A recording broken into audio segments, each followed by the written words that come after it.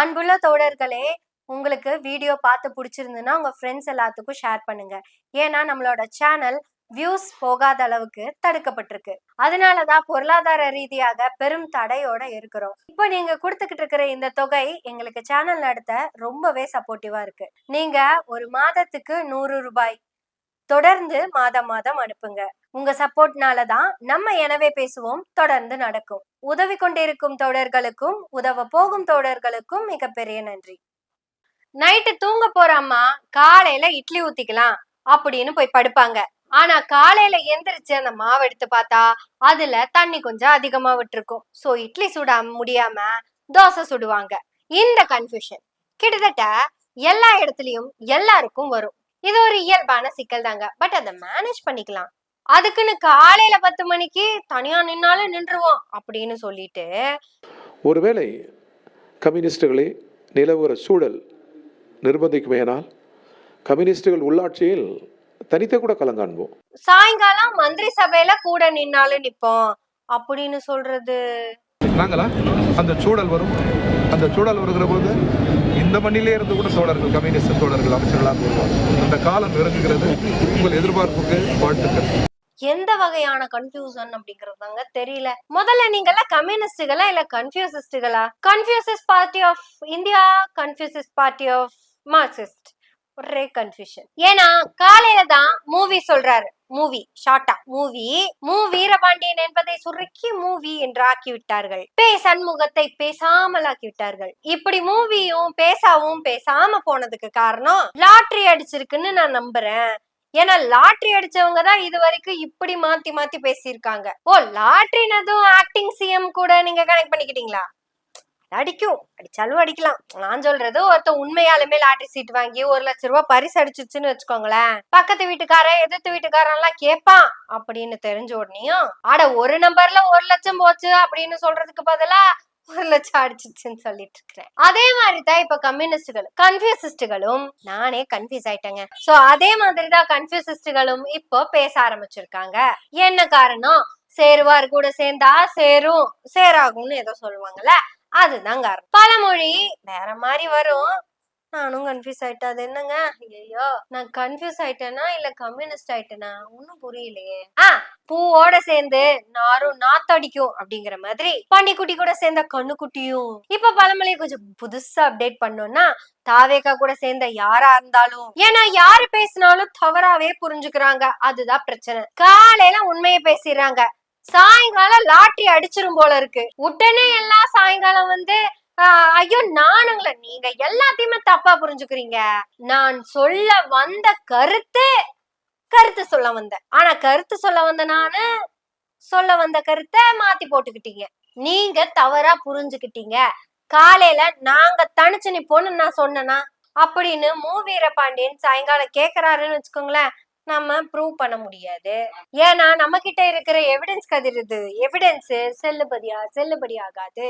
நம்ம சொல்ற நீளமான உண்மையெல்லாம் நீளமா இருக்காது. ஏன்னா தாவேக்கா ஆட்சியில எல்லாமே தவறாதான் புரிந்து கொள்ளப்பட்டு வருகிறது.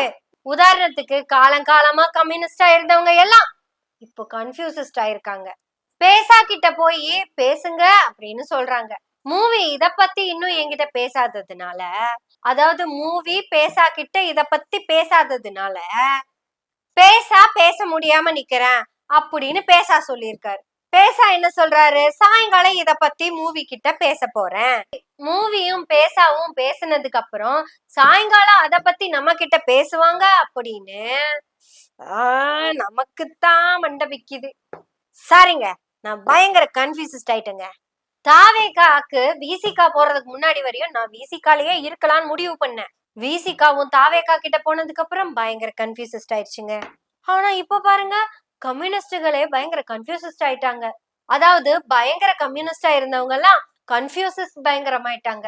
ஏங்க மூவி என்னதாங்க உங்களுக்கு பிரச்சனை? உங்க ஆபீஸ்க்கு தான் சோஃபா வரல அப்படிங்கிறது ஊருக்கே தெரியுமே.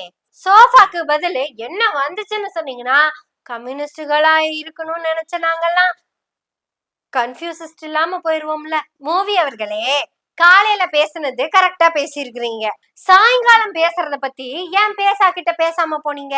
அதாவது மே மாசம் 7ஆம் தேதி மூவியும் பேசாவும் பேசுன்னு பேசித்தான் ஆதரவு கொடுத்தீங்க வெளிய இருந்து. அப்ப தெளிவா சொல்லிட்டீங்க, நாங்க வெளியே தான் நிப்போம், காலை உள்ள வைக்க மாட்டோம் அப்படின்னு. இதையவே மிகப்பெரிய தீர்மானமா பேசா நம்பிட்டாருன்னு நினைக்கிறேன். இப்ப நீங்க பேசா கிட்ட பேசாமலே மந்திரி சபைக்கு போனீங்கன்னா உங்களுக்கும் திருமாவுக்கும் என்ன வேறுபாடு இருக்கும்னு தெரியல. பயங்கர கன்ஃபியூஸா இருக்குங்க. இவ்வளவு நாள் நாங்களும் கன்ஃபியூசன் பெருசா இல்லாம தான் போட்டிருக்கோம். உண்மையாலுமே நீங்க கம்யூனிஸ்டா இல்ல கன்ஃபியூசிஸ்டா? அத நீங்க கன்ஃபியூஸ் இல்லாம சொல்லிட்டீங்கன்னா நாங்க கன்ஃபியூஸ் ஆகணுமா வேண்டாமான்னு முடிவுக்கு வருவோம். நேத்து மூவி அவர்கள் பேசுனதும் இன்னைக்கு பேசுனதும் பேசி வச்சு பேசுன மாதிரியே இல்லையே. தான் மனசுக்கு தோன்றதெல்லாம் தான் தோன்றித்தனமா பேசுவோம் அப்படின்னு பேசுற மாதிரி எல்லாம் பேசிக்கிட்டு இருக்கீங்க. ஆதவர்ஜுனா புசியானந்த் கூட இந்த அளவுக்கு கன்ஃபியூஸ் ஆகி பேசுனதை நம்ம பார்த்தது இல்லைங்க. ஆட அரசியல் ஆசான் செங்கோட்டையன் கூட இம்படி கன்ஃபியூஸ் ஆனது இல்லைங்க. ஆட நம்ம முதலமைச்சர் விஜய் கரூர்ல இருந்து ஓடி போன அன்னைக்கு நான் ஓடி போனேன்னு பேசாம கரூருக்கு சிஎம்மா வந்து என்ன ஓட வச்சுட்டாங்க அப்படின்னு பேசுறாரு. அதுவும் நானா ஓடல, நான் ஓடுற மாதிரி ரீல்ஸ் எடுத்துட்டாங்கிறாரு. அவரே கன்ஃபியூஸ் இல்லாம தான் பேசியிருக்கிறாரு. காலங்காலமாக இந்த மண்ணில் காரல் மார்க்ஸை பற்றியும் அரிஸ்டாட்டில், பிளாட்டோ, ஏங்கல்ஸை பற்றியும் யாரெல்லாம் கன்ஃபியூஷன் இல்லாம பேசிக்கிட்டு இருந்தாங்களோ கம்யூனிஸ்டுகள் என்று, அந்த கம்யூனிஸ்டுகள் இன்று எங்கே சென்று விட்டார்கள்? நான் கன்ஃபியூஸ் ஆகிவிட்டேன். யோசிச்சு பாருங்க.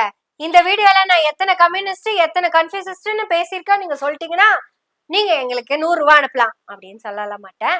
சொல்லலைனாலும் நீங்க எங்களுக்கு அனுப்புனாதான் எங்களால தொடர்ந்து பயணப்பட முடியும். நீங்க அனுப்ப வேண்டிய QR கோட் இதோ இங்க இருக்கு.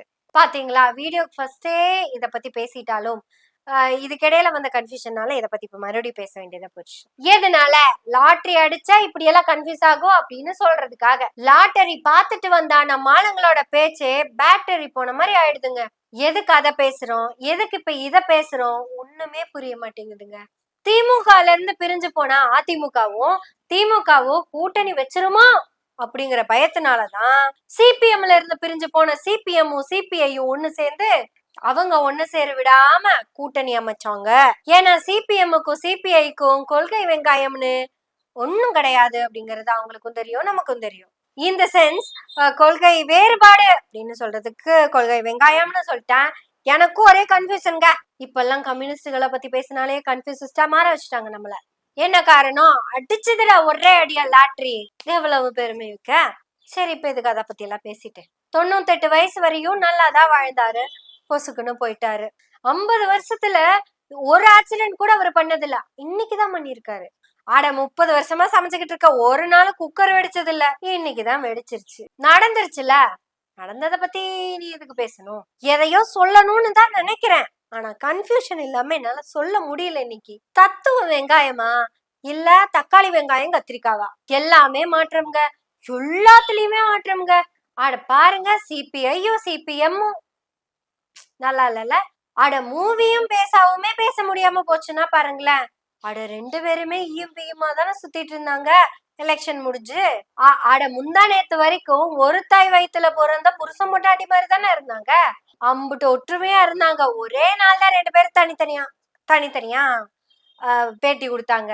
மூவ் ஆயிட்டாரு, பேச முடியாம போயிட்டாரு. இப்படி கம்யூனிஸ்டுகளா இருந்த ஒரே தாய்க்கு பிறந்த புருஷன் பொண்டாட்டியா இருந்தவங்க லாட்டரி அடிச்சதுனால பேட்டரி போயிடுச்சு.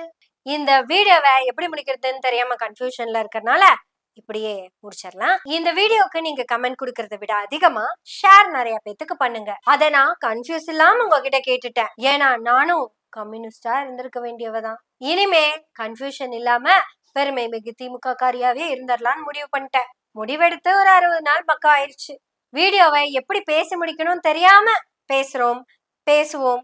எனவே பேசுவோம் நாள்தோறும். உங்களுடைய ஆதரவுகளை நன்றிகளோடு எதிர்பார்த்து கொண்டிருக்கிறோம். நன்றி, வணக்கம்.